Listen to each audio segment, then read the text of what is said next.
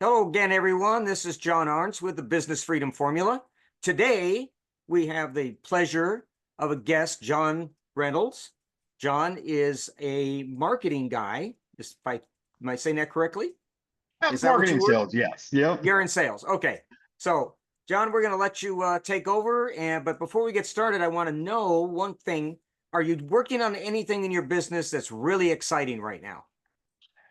Well, first off, I appreciate you having me on, John. I think we're going to make it easy for the listeners since we're both John. It's actually spelled the same too. Um, That's true. Man, the short answer on that one, John, there's a lot of exciting stuff that's going on. Um, I'm going to do my best to try to make it as clear as, not mud, try as clear as possible on this one. I've been in sales for 15 years. Um, Really have seen a lot of success from like an individual contributor as an account executive, running, holding my own quota and stuff. And then continuously having more and more opportunities to train and get into management and build out teams and building our entire sales orgs and being head of sales and so on. And it's been just kind of an interesting process, but I've trained a lot of people with it. Um, Left a job in June of 24 and wasn't really anticipating on find myself back into teaching sales immediately. Was kind of, looking for more of that just 9 to 5 while I was working on a different project.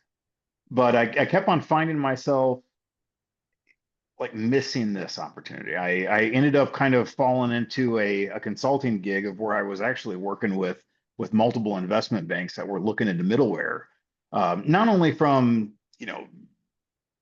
what's coming on in the market, particular benefits, trying to categorize these individual um, people that are in this market and in this vertical. And I just found myself like really enjoying this opportunity, but I still let it sit.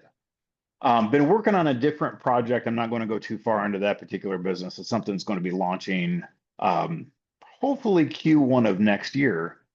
But as we were building out our sales process, what we're going to do for marketing, and so on, it really again just kind of showed that love again for wanting to help businesses in building out their sales and marketing process, focusing on their sales funnel, being able to increase leads that are coming in, being able to have it where you're increasing your conversion rate as things go through the pipeline and end up ultimately closing additional businesses and revenue for these solopreneurs, these SMBs, anywhere from even some of these enterprise organizations that we have. Mhm. But it has been just an absolute blast, and it's something that's incredibly exciting.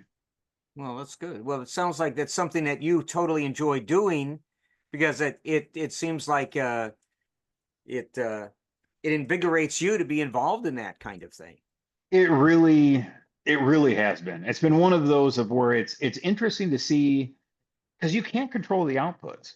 The only thing that you can control in these situations is the inputs, and a lot of it is focusing on training. It's focused on helping people with negotiations. Trying to prioritize the funnel, being able to have it where you're looking at follow-up cadences and so on. And so you're the only thing that you're really able to do is you're putting the pieces on the table. You're kind of being able to put some of them together, but the output is what's been really kind of fascinating because you can't Mhm. control everything about it. Sure, sure. Wow.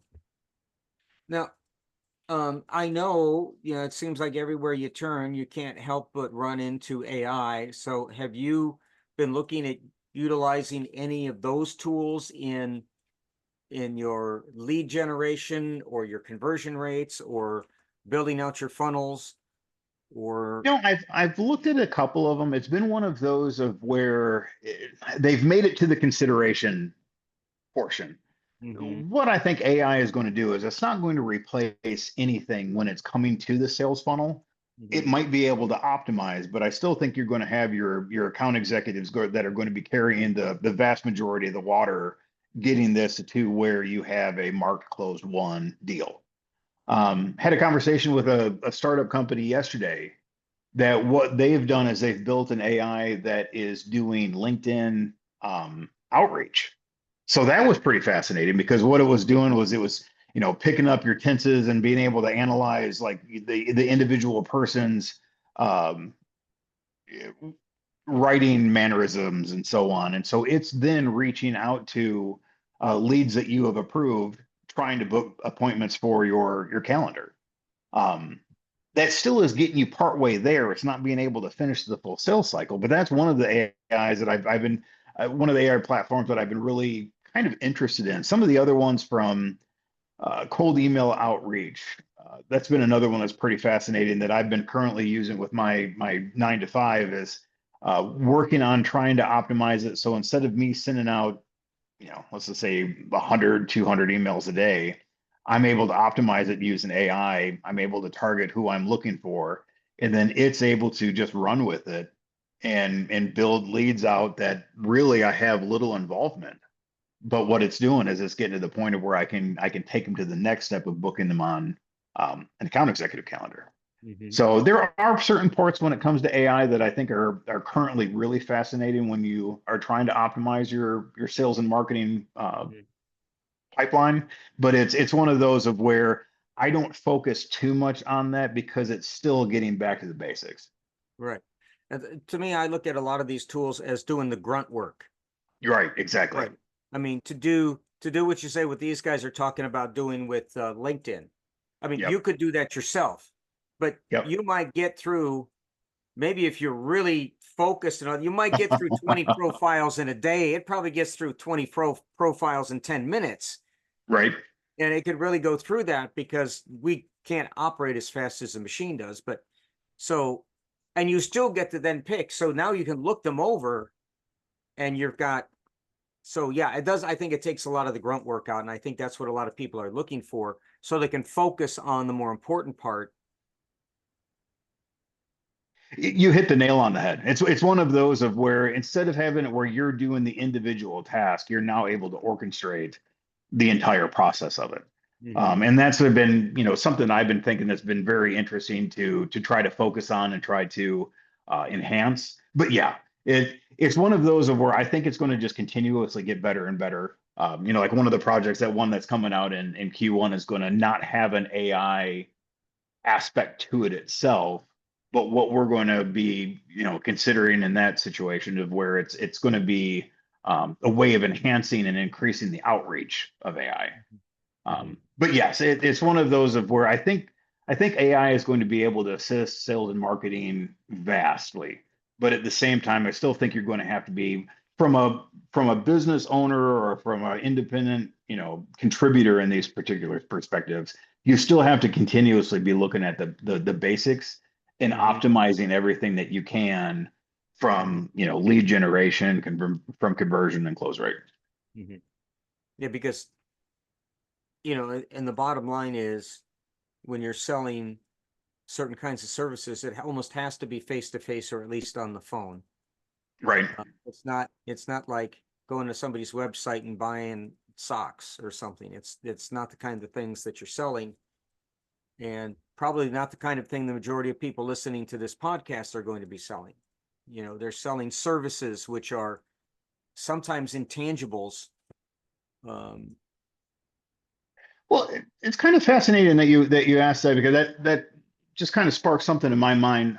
My background is in tech sales, and mhm, with one of my last jobs that I had, we were really focusing on integrations, on data movement. We were basically the mortar between the bricks when it comes to a company's servers or storage solutions and so on. What it was really interesting from my guys is that when we had a customer that would call in, however we got the lead, if it was somebody that, found an ad, if they were the called in, we had it where we were doing our outreach or whatnot. There was a reason that they lifted their head. There was a reason why we got their attention. And so when we would have this conversation, that general use case, you could nearly 100% of the time say, that's something that we can accomplish. Our platform is able to do that. That is no big deal. Consider it basically table stakes.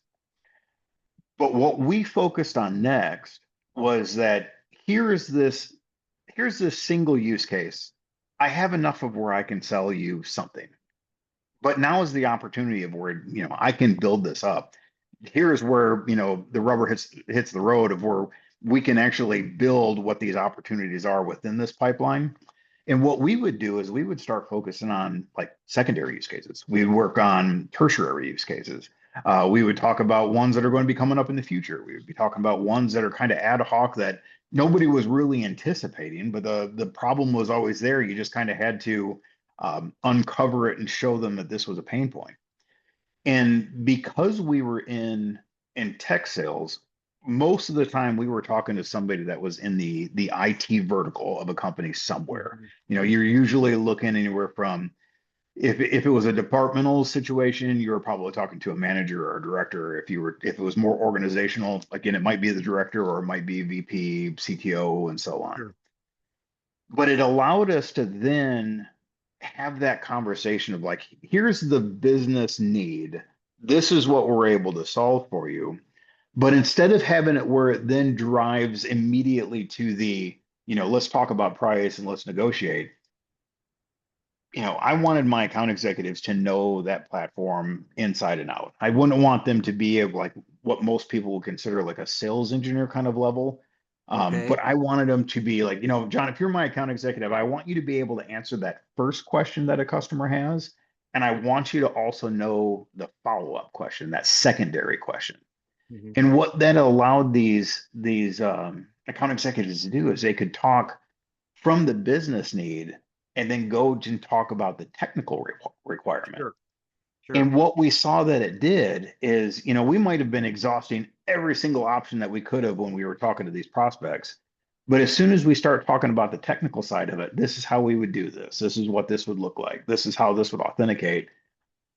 It's giving them some scenarios of where they can then see, well, I don't have this particular problem, but now that you mentioned it, this is very close or identical to a different problem that we have, Sure. in a different side of the organization or whatnot. And it allowed us to build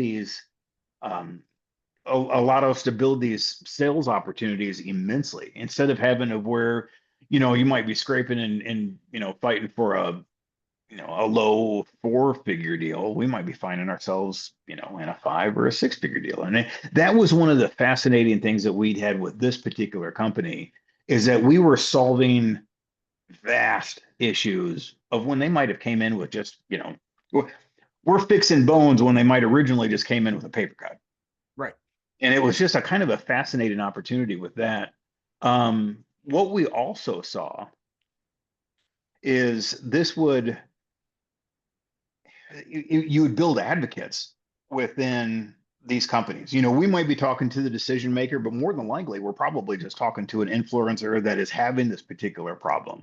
Mhm. And so that would allow us to have this opportunity of where we could make them a champion in this, Mhm. for this company that we're talking about. And if we couldn't get to the decision maker themselves, this advocate would be able to, and then that would actually have it where we would win a vast majority of deals versus what you would typically see in an average close rate. What I've done though is we've basically taken that same principle and then built it out for these solopreneurs, these small businesses and so on that might be struggling with hitting revenue goals, being able to convert leads, or might be just simply not have enough leads coming in the funnel. And what we're doing is we're training them on how to better optimize all that so that they can build their business. Yeah. Yeah, I can see that. At one time, in another lifetime, I worked for a small software company, and Yeah. what we did was payroll and benefits management. And the funny thing was that, um, especially like people would ask questions because when you're doing payroll and you're doing it across multiple state lines and things, there's a lot of questions. There, from where you and I live, we don't have, you know, like county taxes, and we don't Mhm. have city taxes. In fact, in some cases, like I think it's in the state of Ohio, you have a non-resident tax in the city you live in, and I mean, you have a resident tax in the city you live in, and a non-resident tax in the city you work in. Okay, which is just, to us is just like, what are you talking about? Because this is stuff we all had to learn as we were developing this platform. And when we were got it to the point where we could talk to people anywhere in the country, because they were doing payrolls for companies all over the country, all of these independent little, we could say, look, we can do this, we can do this, we can do this. And but the one, I will tell you, the one thing that we did that really like lit everybody's fire, if you will, Mhm. because they would do payroll for these people, they had to invoice them. And a lot of them were having the payroll checks actually run by a payroll company. Then they Yeah. would take the reports and they would have to go into a Word doc or something and create an invoice. Well, our system created the invoice right off the payroll at the time we ran it. And they were just like, I don't have to do that? Really? Yeah, no, you don't have to do that. Oh, and if you want, if you need to submit more than one check for an employee, you can do that too. You mean what? Yeah, if you want to do an expense check or something, you can do that. Oh, what? You know, just the things that seem so simple, but yet it was the real pain in their organization at the time. Well, And exactly. And what then I could you see you do, revolutionized it. right? And what you're doing is you're doing the same thing. You've already kind of know where these things are. And I love your idea that here's the first question, but I know what the follow-up's going to be, and I already have the answer for it. Right. You know, you know, those are the ones, and because you're never caught off guard. You know, you seem like Yeah. you always have an answer, a solution to whatever the problem is, and that's where you need to go. And I think it also instills a great deal of confidence in the customer that you as an organization have been down this path and and you've been there and you've done it and dealt with it, and I can count on you to be there to do it again. I agree with that completely on that side, John. The interesting part about it is I think the major thing that's missing in many companies and stuff that are really struggling with sales, um, maybe not if it's the owner themselves, but they're trying to have it where there's a sales team that's working on it is, like I've had a couple different companies of where I don't want you to know this. I just want you to sell it. And I Mm. completely, I absolutely hate that mindset Mm-hmm. because that's not a way to really be able to produce any kind of revenue when it comes to it. The thing that I always focus on is I wanted my account executives to know everything that they could. It was the iron sharpening iron kind of scenario. I Mm-hmm. want to have it where they're continuously working together. I want to have it where we're learning this product. Is there if there's anything new or if there's anything that we might be able to additional use cases that we might be able to talk about and help our customers out with, or some Mm-hmm. things that they might be facing. But I didn't want to have it of where it was simply as a script. I don't want to have it where, A goes to B because of C and that adds to D and so on, just because it's there. I Mm-hmm. wanted to have it of where there was such an understanding of the customer's potential need, the platform of what problems that it would be able to solve, so that no matter where, like with our conversation that we're having here, John, instead of I don't know where the next step is going to go, but what it would be is that if a problem was uncovered, that we can then potentially to discuss it. And if it Mm-hmm. wasn't something that I might be able to solve immediately, we at least can have the conversation of here would be the process that I would take in trying to uncover it. Sure. And that's really been from this business that we have working on focusing on marketing and sales for in increasing conversions for sales funnels is kind of taking that same just general approach. I want to have it where, the people that I'm working with on this, I want them to know their service inside and out. I want them to be able to know of like what problems they're truly going to be able to solve. And then Mm-hmm. we focus on the marketing and sales side, finding those problems and solving it. Mm-hmm. Yeah, I think, yeah. And it's, I agree with you. I am not a big proponent of the script thing either. I think you have Right. to have maybe a basic outline so you're sure to hit the high spots until you really Right. learn them, so you don't forget a key thing and go, oh, and by the way, this might be important, but if you plug it in, it works better. Right. Yeah, you don't want to forget those things, but I can see that that your approach seems to be very, very, very customer centric. It's focusing on the needs of the customer and not necessarily making the sale, because the sale will come if the needs for the customer are met. Well, you hit the nail on the head on that one as well, because the situation with it is that I can't drive a customer to yes, Mm-hmm. but it is my job to drive them to a decision. Mm-hmm. And they're going to be the ones that are going to best know if that is going to be a fit for them or not. Mm-hmm. What the way that I look at it and the way that I've always educated with it is that you need to educate your customer and give them all of the solutions possible. Not too many of where now you're, picking between one and 50 different things, but you're educating them through the process. You're explaining the benefits of what you particularly provide. What is what is best case scenarios in this regard of what should the customer know just in your market per se, and then what is it where it's beneficial for your particular business on how you provide that and be able to be a solution for them. Sure. But yes, that is 100% what we focus on, and that's what increases conversion.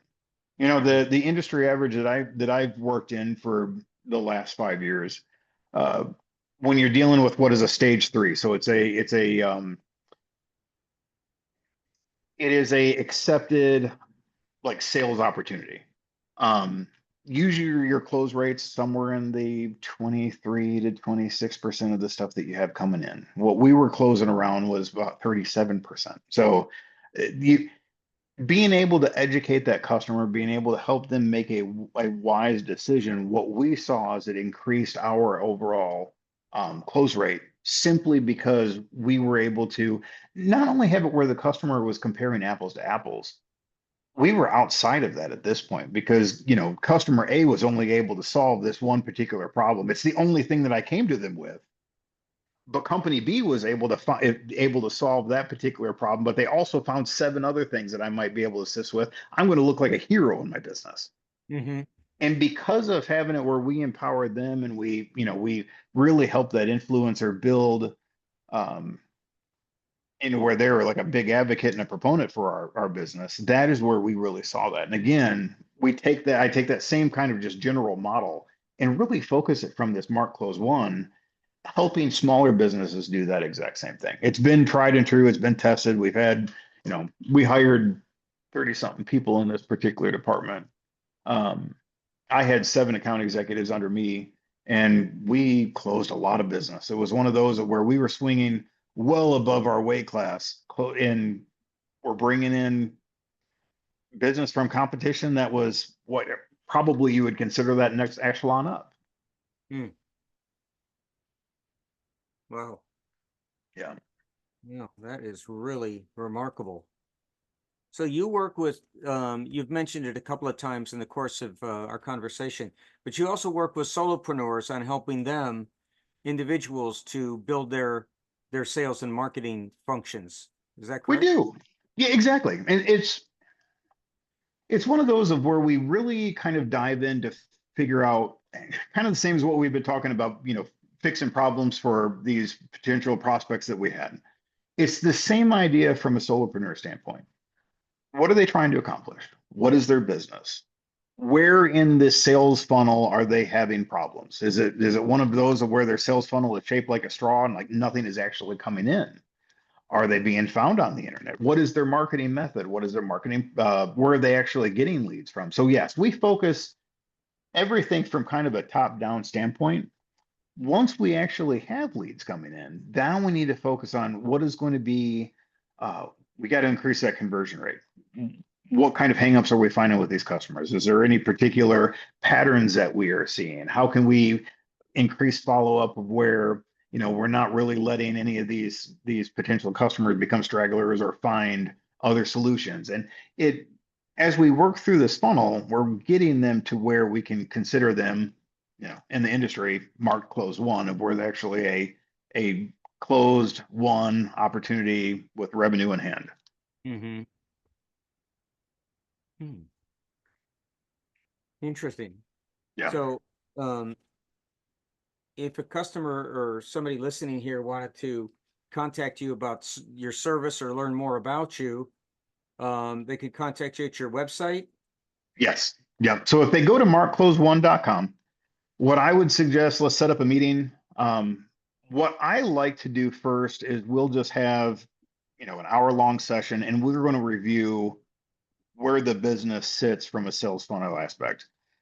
Do they have leads coming in? Do we need to talk about leads coming in? And then as we start checking those boxes, kind of uncovering of like where we specifically are, then I love to teach. I'm going to, be an open book and provide as many suggestions that I can. If they really like working with me and if they want us to actually start diving deeper and see if we can really truly solve whatever sales funnel issues that they might be, running up against, Mhm, um, then we can just extend that conversation and really look into see what we can do to help their business. mhm. Cool. So they can go to Mark Closed One, and can they contact you directly, or would you prefer they contact you through your website, through your You know, contact? if the contact information is there as well on the website, so if you go to Mark Close One, it will give an option of where they can book a session. It goes Mhm. directly to my email, or if they want, they can just go to John, which is the proper way of spelling, like you and I both have. It's just JON at Mark Close One, and they'll get to me directly. Okay, great. Wow, this has been fun, John. It's very interesting. I love it. Again, and John, I really appreciate you having me on this one. This is definitely a passion of mine. So you giving me the opportunity to even kind of speak about it, I get lit up. Well, thanks again, John. Appreciate it. And good luck with your business, and especially next quarter. Be sure I and shoot me appreciate an it. email and tell me how that's going when you get to that point. I'll keep you up to date. All righty. Thanks a lot. Yep. Thank you. Good night. Yep. Good night.